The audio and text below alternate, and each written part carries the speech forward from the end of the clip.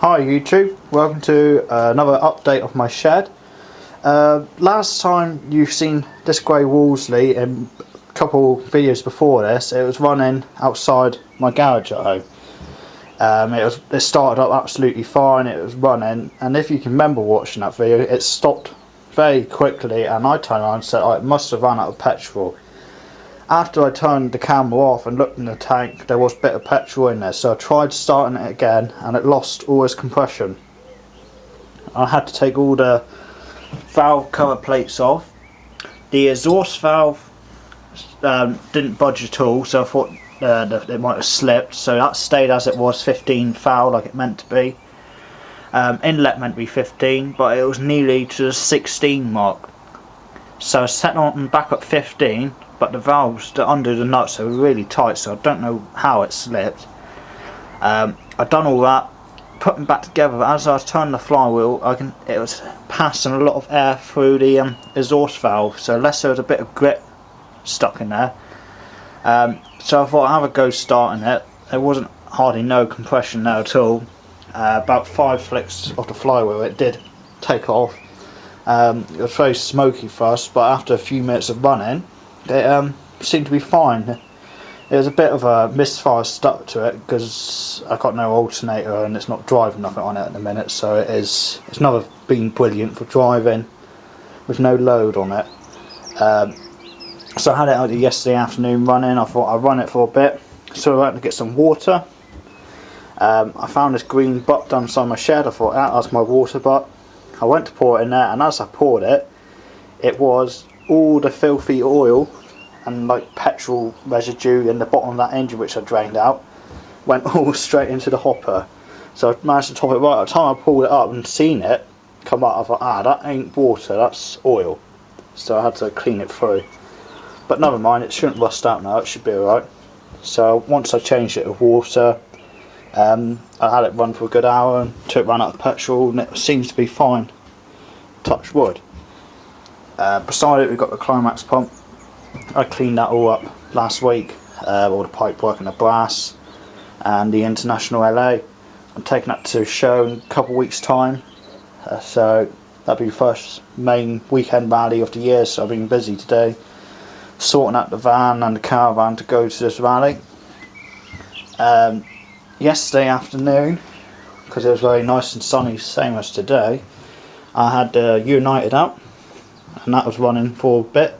I hadn't ran it for quite a while, and it did start on first flick of the flywheel, which is annoying because when I film it in one of my other videos how to start it, it was a right sort to start that night.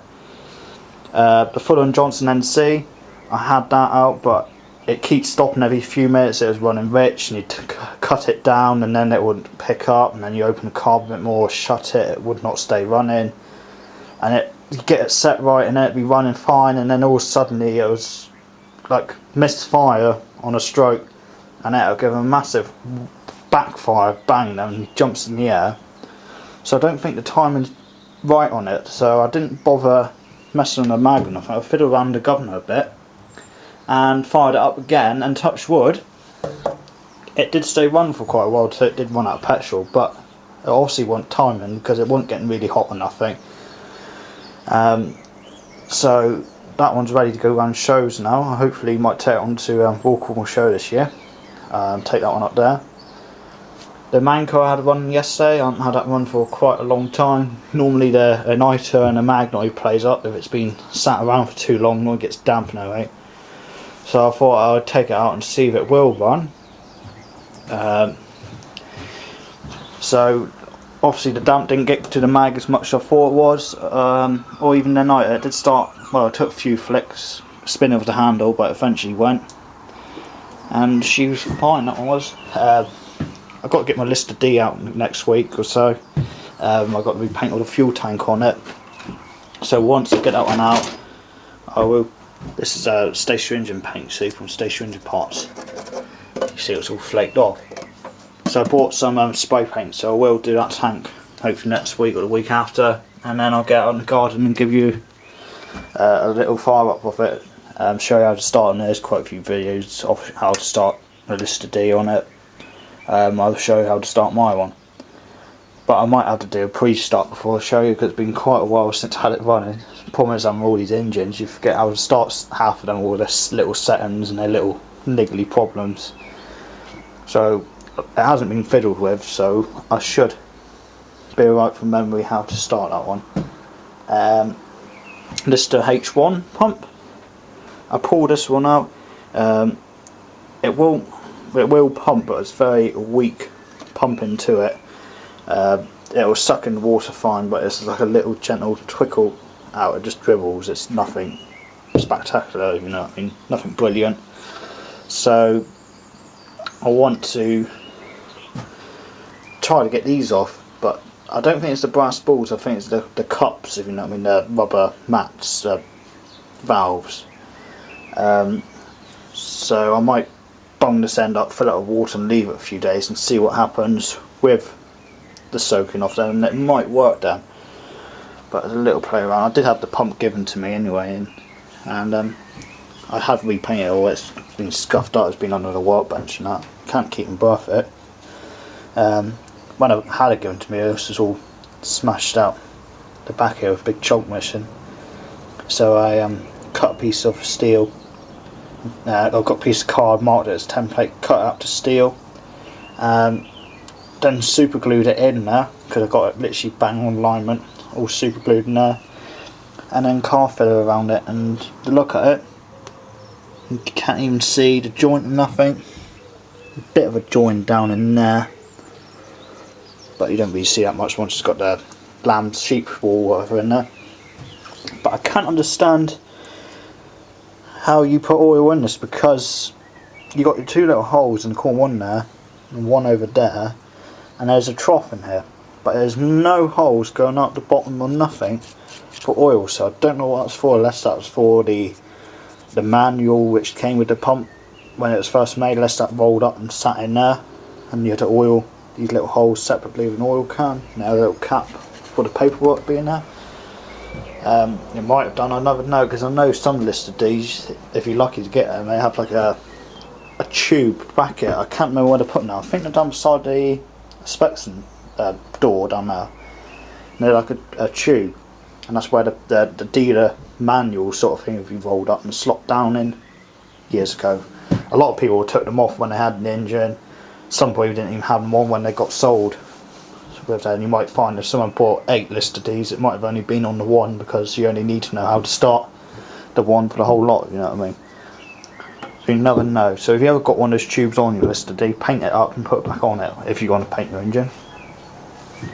The Manco pump I've sorted out now. I might have told you in the last video I've sorted the bearings out, so it shouldn't wobble around anymore. The Gauls pump down there I've still got to build a new trolley for. I've got the timber for it. I've just been waiting for the nice weather to come, which we got this week, and I've been so busy the rest of the stuff, so I haven't quite got to it. But when I load the van up this week, hopefully with the engine, the International and the Climax, I can get a bit more room in there again. That's why I dragged this pump in last night, because it's been up the front for ages, and I keep meaning to do it every time I walk past it. I keep meaning to build a trolley for that. So I thought, if I bring it to my shed now and put it right in the middle of the shed, in the way, like it is now, it might give me a kick up the backside to build a trolley for it, hopefully.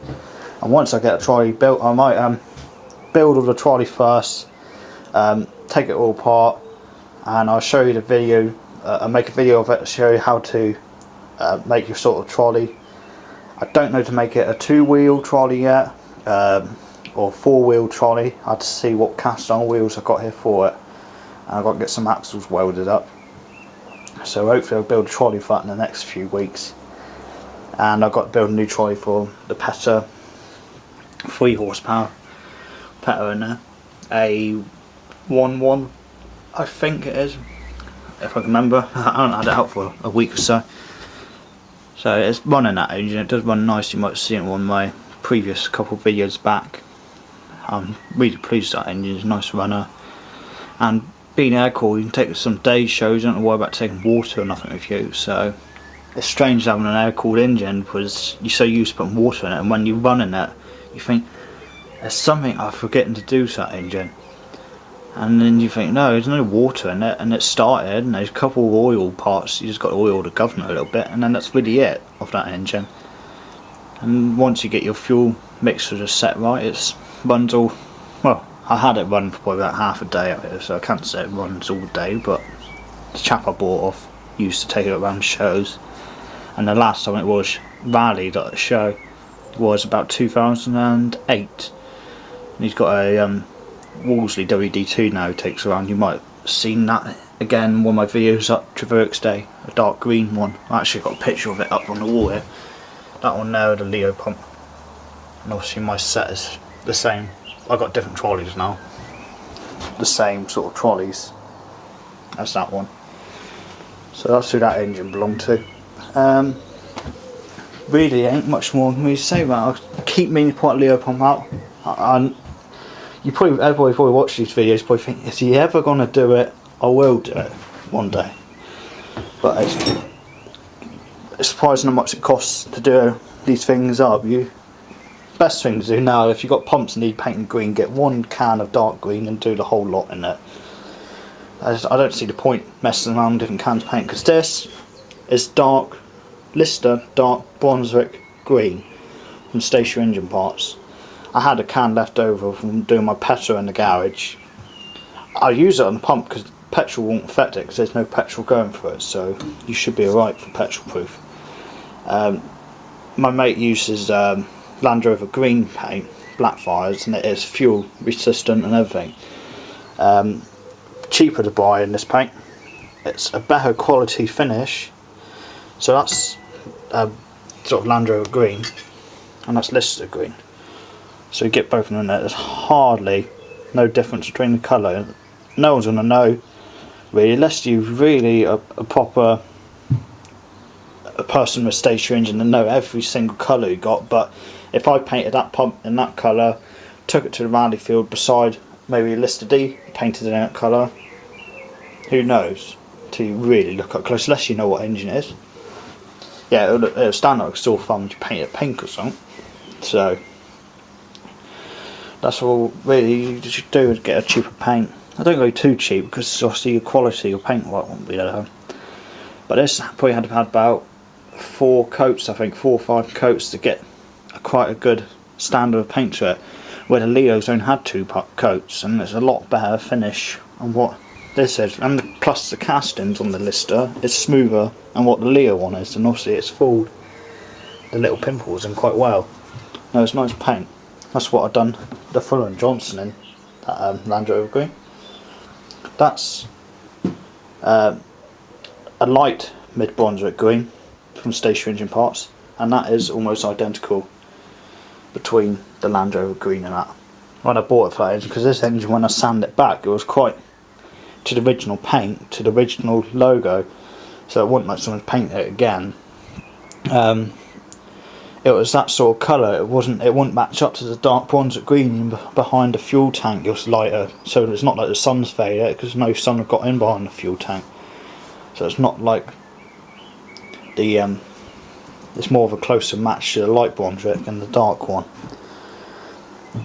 Tegel C1. I've been on about, I haven't got the carburetor for it. I've been trying loads of carburetors on it, little air cooled ones. My cousin James McGrath, which is on YouTube, got a Tegel B2 now, and the carburetor on his is the original one. Another chap he knows had this BSA engine, quite an early one I think, and I bought off him for 10 all for the carburetor, which is the same as the Tegel one. So I might have to drill a little hole in there to put the air return pipe of the Tegel into it. But as long as I've got all my governors down here, it needs 3 nutters, seized most of it is, well, bits. It turns over, but it's got a dent in the cowling, so it won't turn right over. And obviously the fuel line and the tap I take off will be bare for this one. So in the next few weeks I'll probably move that across and hopefully get the Tegel running, see how noisy it is. Really, that's as much as I can really tell you for the minute. Like I said, join me when I do another video on hopefully building a trolley on this one. I might update you with my van again in a few days. thank you for watching my video, and cheers and goodbye.